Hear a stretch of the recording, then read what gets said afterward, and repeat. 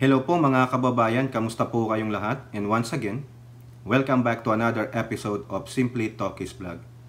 Ang pag-uusapan natin mga kababayan ay ito yung continuing saga, the embattled Mayor Alice Go. Kasi kahapon po sa ating bansa, Miyerkules, June 26, nagkaroon na po ng public hearing. No? Nagtuloy po, wala na po yung executive session nila, no? Nandun po yung mga MBI, PSA, si Solgen, no? Yung mga mambabatas natin, si Hontivero, si Gatchalian, yun nandun yung PAOK, no? Nandun si spokesperson Winston Casio, at yung mga iba pa ng mga resource person. Meron nga po mga kababayan, i-ano ko lang sa inyo, nabigla siya. Bakit daw po siya nandoon? Pinadalan siya ng mga BIR, sabi niya, ito? Kumbaga, mistaken identity. Na identity thief po siya. Kasi, yung kanya pong TIN, yung tax identification number, ay ginamit ng POGO. Wala po siyang kaalam-alam. Ang tanong, paano nakuha nila yung TIN number mo? Ayun, paliwanag yun. Di po ako, wala po kong alam dyan. O diba, ayun po yung masakit. Kahit dito po, mga kababayan, pag yung social security number mo, yan po ang pinakamahalaga sa lahat. The 9-digit number. No? Pag yan nawala sa'yo, kinuha ng mga scrupulous, ginamit yung social security card mo, with that, pwede kang ma-identity thief. Gagawa sila, mag-apply sila ng mga credit cards. Gagawang ka ng kamalian. Bigla ka na lang mabibila, bakit ako may utang sa ganitong bangko? Bakit ako may utang sa ganito? May transaction ako. Yung pala, na identity thief ka. Mabusisi yan, matrabaho yan. Ang hirap maglinis niyan, mga kababayan. You have to prove that hindi ikaw yan. Hindi ikaw yung gumawa ng ganong transaction. Ganon din po yung nangyari sa babaeng yun. Kakaawa, naawa ako. No? Biruin mo. Saka ang problema pa, ito makikita mamaya makikita nyo, no? Ito yung kinakailangan ayusin ng ating gobyerno, no? Okay? So binigyan ko lang kayo ng pahapyaw. So bago tayo magpatuloy, tayo po'y magbibigay pugay at pasalamat sa lahat ng ating channel members, followers, subscribers, nagla-like at nagsishare ng ating mga videos, sa mga nagbi-video replay, sa mga nagsishare ng kanilang blessings, sa katuwang natin dyan sa chat box tuwing meron tayong video premiere, at ganun din po sa ating LS, no? Tinatry nating mag-live stream tuwing umaga habang kami po ay naglalakad sa park. Patuloy po tayong nagpapaka-healthy because we're getting there. Kahit paano nakamalaking bawas na tayo ng timbang, kahit paano po, at naisusuot na natin itong mga large, extra large na shirt. Yung mga super large ay mukhang buyang-yang na po tayo. Di po ba? So, hindi ito premiere, no? So, shout out na lang po sa lahat, no? Mga OFW, shout out po sa inyo. Sa mga West Philippine Sea Advocate, shout out po sa inyo. Gusto kong special shout out si Kai kasi siya po ang aking monitor. Monitor ko po yan si Kai, okay? So, yan po, tuloy na tayo dito para hindi na tayo humaba at walang magreklamong mga achuchuchu. Yung mga reklamador dyan, no? Read my lips. Wapakels. Ulit-ulitin ko sa inyo hanggang sa tumino sa utak nyo na si Talkies hindi tulad ng ibang mga vloggers.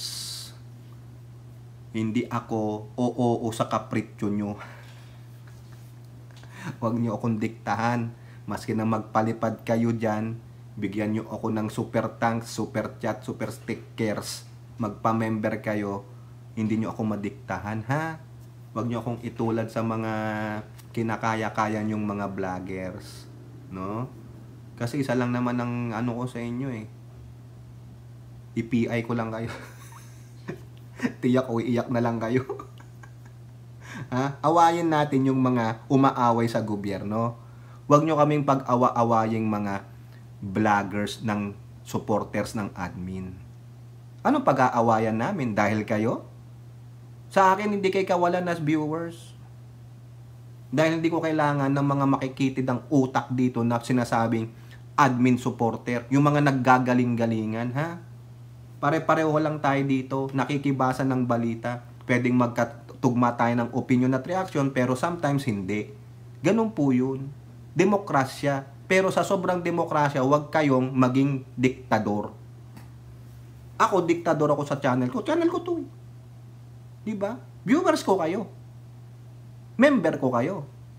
Pero pinilit ko ba kayo? Tanong nyo si Elora. Ha? Tanong nyo si Ai Chang. O yung mga yan, kung galit kayo dyan kay Ai Chang, galit kayo kay Elora, huwag nyo dalhin dito sa channel ko. Doon kayo sa ibang channel. Doon kayo magwalwal. Magwalwalang kayo doon. Pero sa channel ko, wala akong pakialam. Kick out ko kayo, mas kinakaibigan ko kayo. Mali yung gagawin nyo sa channel ko. I don't need you. Dito, malayang talakayan. Sa LS ko, pasok kayo. Kung dilawang kayo, welcome kayo. Kung didisyet kayo, welcome kayo. Basta tama yung inyong opinion. Ganon. Kung ano yung pinag-uusapan natin, dun lang tayo. Huwag kayong mag-divert. Ganon. Eto na po. Kawawa naman tong si ano. Pretty woman. Lumaki sa farm si pretty woman. Masarap palang lumaki sa farm, maging pretty at mayaman. The kind of girl I like to meet. Lumaki sa farm. Baka naman meron naman dyan mga lumaki sa farm. Ha? Sino ba? Baka naman ibang klaseng farm naman yun, Tokis, yung sinasabi mo, di ba, Mami B? I love po natin yan si Mami B. Friend ko po yan si Mami B. Wala pong, ano yan, walang malis siya. No? We are brothers and sisters from another mother. Kung alam niyo yung ibig sabihin ng idiom na yun, matalino kayo. Pag hindi nyo pa alam ibig sabihin nun, tanga na kayo. Andiyan naman si Google. Ba't di nyo i-Google? Di ba? Pero tong si Mayor Alice Go, Mayor. No? Baka gusto mo magpakabato na ako dito. Sige na please, magsabi ka na ng totoo. Ako, hindi naman ako na-stress kay Mayor. Natutuwa pa nga ako. Ay, ang samang tao mo naman, Tokis. Natutuwa ka pa diyan kay Mayor. Natutuwa ako kasi may i-content ako sa kanya. Nagpapasalamat po ako kay Senador Hontiveros. Even though na kalaban natin siya, no? Dilawan siya, anti-admin siya, no? Binibigyan niya ako ng content. Maraming salamat, ha? Senator Risa. Senator Risa, pa-shoutout naman dyan. Di ba? Senator Risa, shoutout mo naman ako. Para man may sama ko dito sa vlog ko. Nauna ka pa nag-shoutout kay Tokis kaysa kay Ninang Lisa. Di ba? Ganon. Parating nyo nga to kay Senator Risa. Kayong mga dilawan dyan. Senator Risa, salamat po. Ha? Magkakampi tayo sa West Philippine Sea. Magkakampi tayo dito sa ginagawa mong Senate hearing sa Pogo. Pero pag ikaw ay taliwas na sa admin, magkalaban ulit tayo. Yan ang demokrasya, di ba, Senator Risa? For the meantime, kampi muna ako sa iyo. Shout out mo naman ako. Ito na si pretty girl, Tingnan nyo, namumuti na ang buhok niya, parang ako din, Namumuti na, nagtitina lang ako, Mami B. Elora, nagtitina lang ang kuya mo, di ba, Mix, baka gusto mo naman akong padalan yan ng pantina from Singapore. Itong si Mix, papadalan kita, Chong. Hindi niya nga alam ang address ko. Parang si Ai Chang lang. Ano ang sabi ni Mayor? Bakit wala siya doon sa Senate probe kahapon sa hearing? Ano sabi niya? Through his lawyer, her lawyer, sorry. Stress, sick, Alice Go, skip Senate panels, Pogo probe. Ay, na-stress po si Mayor. Nagkasakit na siya. Ano ang sakit mo, Mayor? Mayor Alice Go, ano takit mo, ha? Suspended Banban Tarlac Mayor Alice Go is escaping the Senate panel on Women's Wednesday hearing on the Pogo. An official guest list provided by the Senate panel showed that the embattled, tama ako, embattled. Ano ibig sabihin ng embattled? Lulu. Ano ibig sabihin ng embattled? Ay, bala kayo, tingnan nyo na lang yan. Palagi kong binabanggit yan. Mayor will be absent from the probe. Nag-text daw siya sa Inquirer through her attorney. Si attorney is Steven David. Sa atin, ang banggit kay Steven, Stephen. Yan. Dito po sa US, Steven yan. Okay? Goose legal counsel explain why she will not attend the public hearing.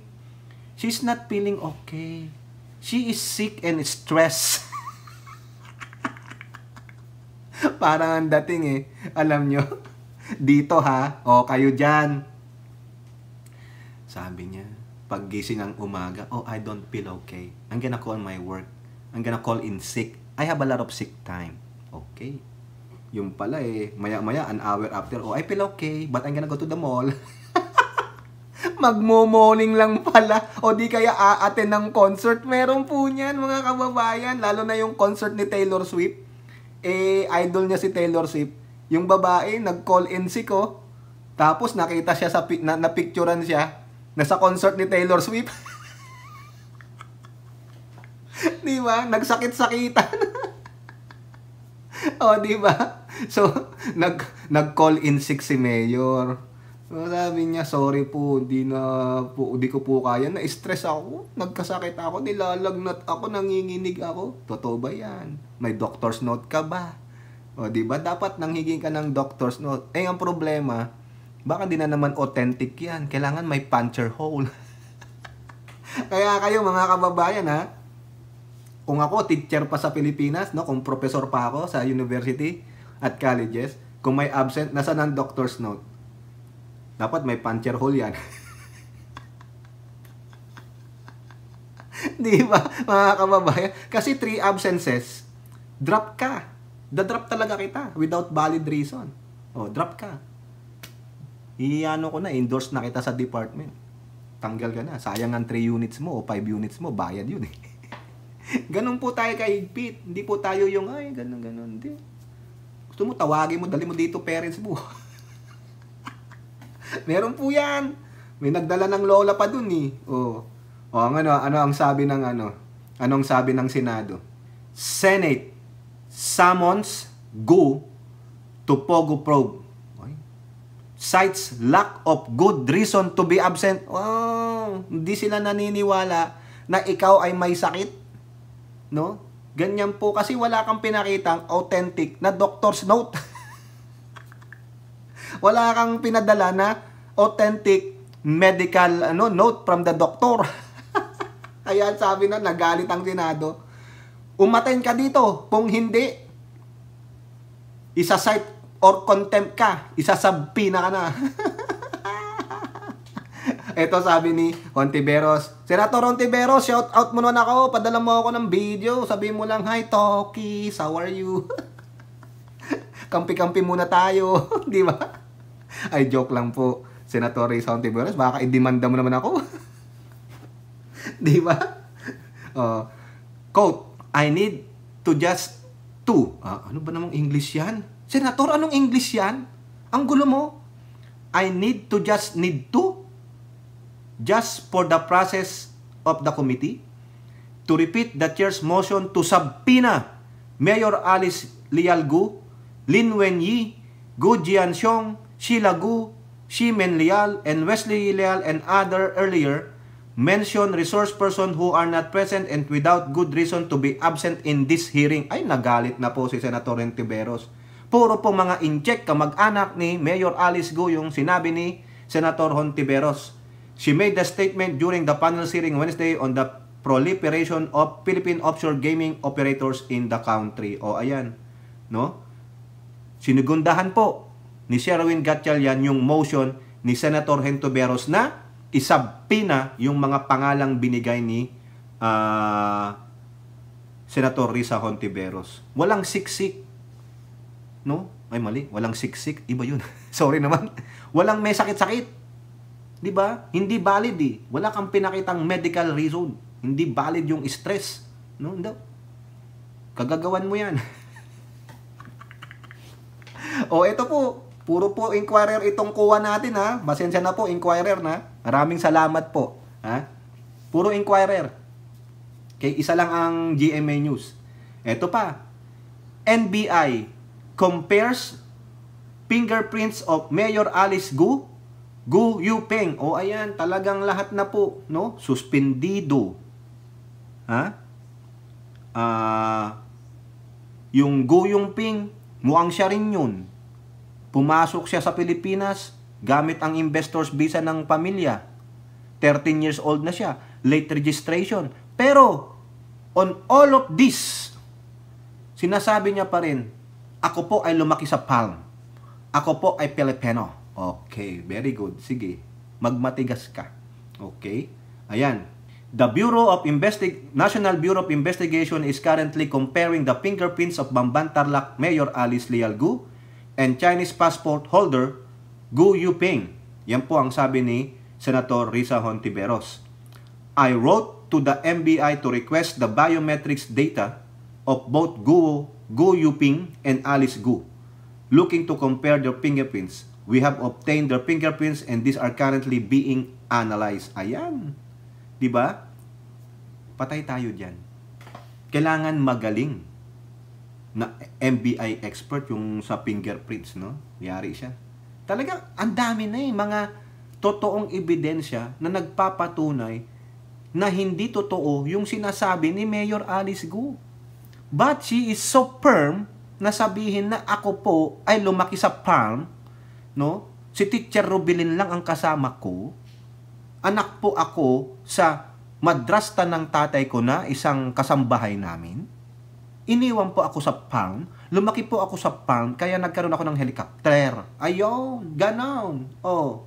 Pero after all these documents ni Senator Gatchalian, yung kanyang pag-i-interview sa Bulacan, ganun din si Hontiveros, sa nalaman nila sa executive session, these mga agencies like the PAOK, the AMLAC, MBI, PSA, Bureau of Immigration, BIR, na talagang nagpo-point na sinungaling o nagsisinungaling si Mayor Alice Gu. Ano ba talaga, Mayor? Kaya ngayon na-stress ka na. Kasi huling-huli. Diba? Ika nga sa awit, huling-huli ko ikaw, hindi makasigaw. Oh. Kasi wala na eh. Kumbaga, checkmate ka na. Pero tumatakbo ka pa rin. Magsabi ka na ng totoo at mawawala ang stress mo. Meron ka na ngang hold departure order ba? O nasa bolo ka na? Nasa immigration lookout ka na. Hindi ka pa lalabasin. Ang sabi nga ni Senator Wing Gatchalian, dapat kang i-deport. Pero bago mo naman i-deport, stay mo muna sa kulungan. 'Di ba? Kung talagang meron siyang kinalaman, may tie-up siya diyan sa illegal pogo sa dalawang bayan, no? Sa Pampanga at Tarlac. Eto pa, GMA News. Case of stolen identity. Hontiveros bears NBI document showing another Alice Leal Gu. Ayan. Dalawang Alice Leal Gu, no? Magkaiba ng picture. Ito ang problema, mga kababayan. Tulad na sinasabi ko sa inyo. Bakit nagkakaganito? Parang ako, yung name ko, halimbawa lang, Juan de la Cruz. Ilang variants ng Juan de la Cruz ang nandyan sa database ng NBI? Ibig ko pong ipaabot sa inyo na yung pangalan natin is not a unique identifier. Ano ang dapat na unique identifier? O tulad sa school, ano ang student ID mo? Di ba sa school ganyan? Hindi pwedeng ang pangalan kasi pwedeng ang pangalan mo parehong-pareho kayo, even your middle initial, parehong-pareho, even your middle name, parehong-pareho, even your mother's name, parehong-pareho. Kasi hindi nga unique. Ganun po. Di ba? Sabihin nyo ilang variants ni Juan de la Cruz meron sa database? 1,000? O sino ka dyan? Di ba? Unless mapicturan ka. Ayun ang magiging unique identifier sa'yo. Paano kung nagparitoke ka? Di ba? Ikaw ba to? Di ba? Hindi pa rin eh. Hindi pa rin unique identifier ang ating pagmumuka. Di ba? Malay mo, tulad ko ako, pumuti ako. Ay, naku, nagpa-transplant. Dati akong boy, naging girl. O si girl, naging boy. Diba? So what should be the unique identifier to identify that person? Fingerprints? Pwede.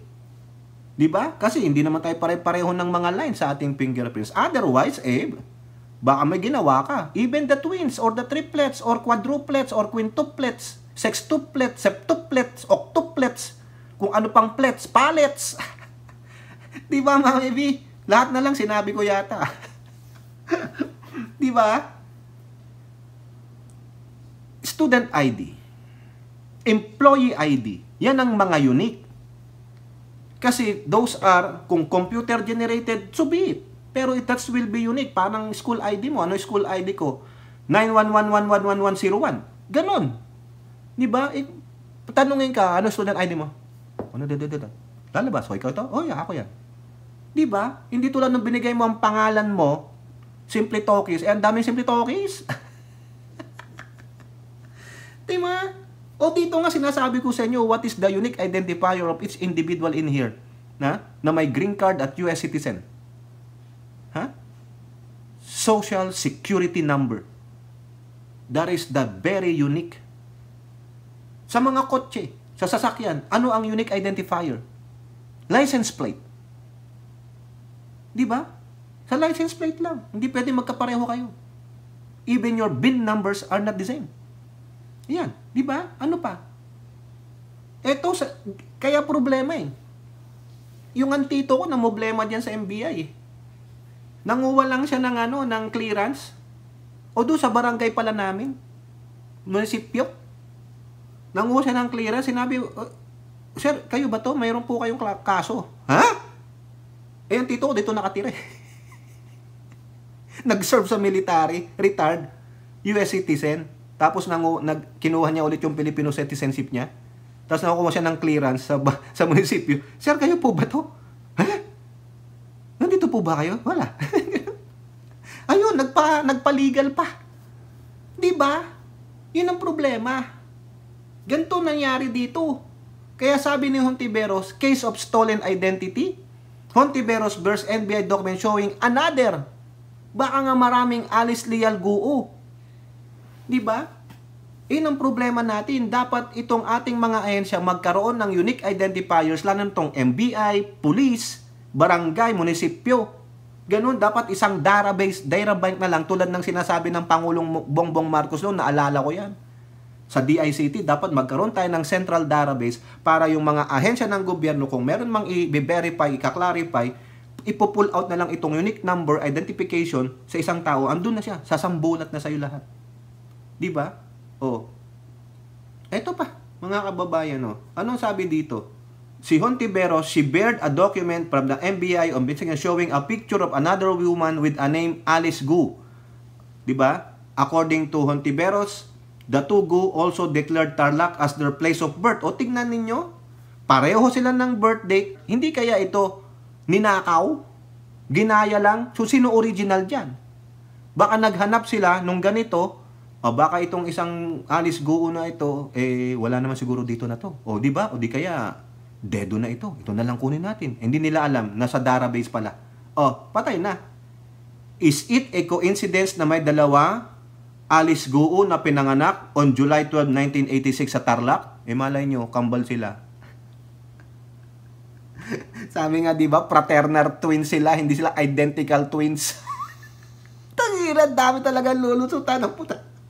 Is it a coincidence that this NBI clearance was applied for just a few days before the date of filing of the delayed registration of birth of the another Alice Leal Guo in Tarlac City?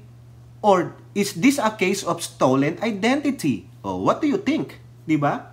Has Guo Haping assumed the identity of a Filipino woman and then nearly a decade later run for public office? Sino po ang babaeng ito na may pangalang Alice Leal Guo pero hindi kamukha ni Mayor? Nasaan na po siya ngayon? Ayun ang tanong natin. Nasaan na yung may isa pang pangalan na Alice Leal Guo na hindi naman kamukha ni Mayor Alice Guo? Ayan. Tiyak yan. Pag iyan, nako. Hopefully, buhay pa itong isang Alice Leal Guo. Malay nyo nga, tulad nung sinabi ko, malay nyo. Baka yung mga kasabwat ni Mayor Alice Go noon, no, na hinahanapan siya ng identity, baka pumunta sa munisipyo, naganap ng mga taong patay na, o mukha namang ito, o gano'n, o di kayo pumunta sa sementeryo, nakita yun, o ito na lang, o pareho kayo ng first last name, o go, gano'n, o, di ba? Nabulol na tayo. Nakukuha niyo yung punto ko, di ba? Kaya nga tanong ni Hontiveros case of stolen identity, sa aking opinion, maybe. Di ba? Maaari. Oh, now, eto pa. Eto na, masakit. Papailan ng maraming kaso. Aside doon sa qualified human trafficking. Walang bail yan, mga kababayan. Pag to pinatawag si Alice Go ng korte, wala na, hindi ka na makalabas doon. Tuloy oblo ka na. Kasi walang bail yan. Ang tanong, hindi ba tatakas na yan si Mayor Alice Go? Embattled na talaga siya. Sukul na siya. Pero parang, hindi pa tapos ang laban. Yan. Parang mag-isa na lang siya. Para siyang si sumalangit na ang kaluluwa ni Master FPJ. Laban pa rin. Maski na sukul na. Maski na ganito na. Sige, laban. Ititindig ni Alice Go na totoo siyang Pilipina. Ewan ko sa'yo. Tingnan natin kung ito pa. Matatakasan mo pa ito. Inquirer. PSA endorses to Solgen the cancellation of Go's birth certificate. Patay na. Alala. Pag na-cancel ang birth certificate, ala na. Ano na ang nationality mo? Balik ka doon sa China. Eto na The PSA has recommended to the Office of Solicitor General the cancellation of suspended Mayor Alice Go's birth certificate. Quote, "We already endorsed to the Office of the Solicitor General for cancelling the certificate of live birth," sabi ni Maris Grande, Assistant National Statistician of PSA Civil Registration Service. Ayan. The PSA, parang bulol naman tayo, no? Kai, ano ba yan, Kai? The PSA has no power to automatically cancel pag nakita natin na may irregular process doon sa registration. Sino ang may authority? Baka yung Solgen. Paano pag ordinaryong Pilipino? Sino ang pwedeng mag-cancel ng birth certificate? Tatanong lang, di ko po alam. Di ba? Sino? Na-confirm nyo na yung birth certificate niya? Nakuha fraudulently or irregularly? Considering halos walang attachment ito nung isubmit, bukod sa negative certificate ng National Statistics Office, sabi ni Risa Hontiveros. Tanong niya dun sa PSA. Tapos, parang gawa nung nalaman namin nung previous hearing, parang mali-mali pa yung impormasyon sa marriage status ng mga magulang. Correct, gawa-gawa nga lang po, mga kababayan. Gawa-gawa lang to. Ano pa sabi dito? Floating identity. Ay, floating identity daw pag na-cancel ang birth certificate. According to Grande, the embattled local official's identity will be considered as floating. Ano yun? May floating pa kayo. Ibalik nyo na yan. Tapon nyo na yan dyan sa mischief. Bigyan nyo kay Elora at palalanguyin ni Elora dun sa Puerto Princesa papuntang mischief. Di ba, Elora? Technically, naka-float ang kanyang identity because she is an official of the government at yung pagiging Filipino citizen is being questioned. Ayun. Patay na. Yari. Diba? Gali kayo. Nako. Ano ang sagot ng Solgen? Ito na kasi in-endorse na no? Inquirer ulit. Solgen considers cancellation of Alice Go's birth certificate. Patay. Ala na. Ano na mangyari? Floating. May floating pa pala. Walang ya. May floating pa. Ha? Diba? O yan, kinoconsider po ng OSG. Nagbuo na po sila ng team para po dyan sa investigasyon na yan. Ay, nako. Ito, last article natin, no?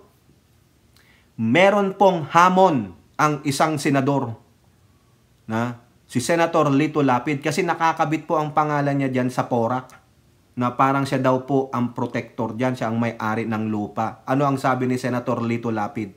Inquirer. Senator Lito Lapid vows, nangangako siya, to resign if proven to have ties to Porac Pogo. O ayan, patunayan daw po ninyo na meron siyang ties dyan sa Porac Pogo at kung totoo man, magre-resign na po siya. O meron pa siya hanggang next year No? Re-electionist yan si Lito Lapid. Ha? Kasi talagang ayun po yung kanyang yung kinakabit sa kanya Anong gusto niya? Gusto ko patunayan dito sa hearing na ito na wala po akong kinalaman dito sa operasyon ng Pogo at hindi po nakapangalan sa akin ang 10 hektarya ng lupa diyan sa Pogong yan. Ay, talagang nagsalita siya doon sa hearing. Kung ako, napatunayan nila nakasali ako diyan, pwede ako mag-resign bilang senador. Dahil hindi ko po papayagan na masira ang pangalang ko rito. Ayan ang matapang. Correct. Tama yan, senador. Sige, challenge. Nangako siya, vows. Nangako siya. O now, patunayan nyo po yan. Ha? Patunayan nyo. Yang statement niya na yan, no, na nililing siya kasi sabi dito, the senator's statement arose during a conversation with Porac Mayor Jaime Capil, who sided with Lapid's denial of involvement in the illegal operation. In response to the accusation hurled against him, kasi nga, sinasabi, lupa daw niya, 10 hektarya sabi niya, wala akong kinalaman dyan. Lapid called on the Senate to crack down on those responsible for the crimes committed under the cover of licensed Pogo operations. He likewise poised to a challenge to the MBI to go after the blogger who supposedly tainted his name. Ay nako, yari kayo. Yari kayo ngayon. Kasi kayo, wala naman pala kayong ebidensyang mapakita. Nag-aakusa kayo. Yan ang hirap sa inyo Nang chichismis kayo, nagpo-float kayo ng idea na wala naman kayong ebidensya. Sige, hanapin nyo po yan. Kasuhan mo na kasi Lito Lapid yung mga vloggers na yan. No? Ngayon, hindi mo na ako kasama dyan. Dahil di ko naman binanggit ang pangalan ni Lito Lapid nun. Binanggit ko lang yung pangalan niya ngayon. Na gusto niya magre-resign siya, senador, pag napatunayan, dyan sa hearing na yan na may connection siya. O patunayan nyo. Yan ang hamon sa inyo. At nangako siya. Gagawin niya. O pag nangako ka, senador, gawin mo Ngayon, pag hindi nila mapatunayan, idemanda mo yung mga nag-akusa sa'yo para matuto sila. No? Kasi yung mga yan, masasanay lang yan. Tingnan mo, parang sabi, the burden of proof is with the, ina-accused. Diba, senador? Sige, kasuhan mo sila. Tama lang yan. Pag sinabihan kang yung anti yung kay Boljak TV na anti-anti, nako, yan ang gagamitin ng mga yan. Diba? Sobra-sobra paninira. Kasuhan mo. Baka katigan ka ng korte. Ganun lang po yun. Kayo po mga kababayan, ano po inyong masasabi? Comment down below and don't forget to like and share. Hope to see you in the next videos. Bye-bye. God bless.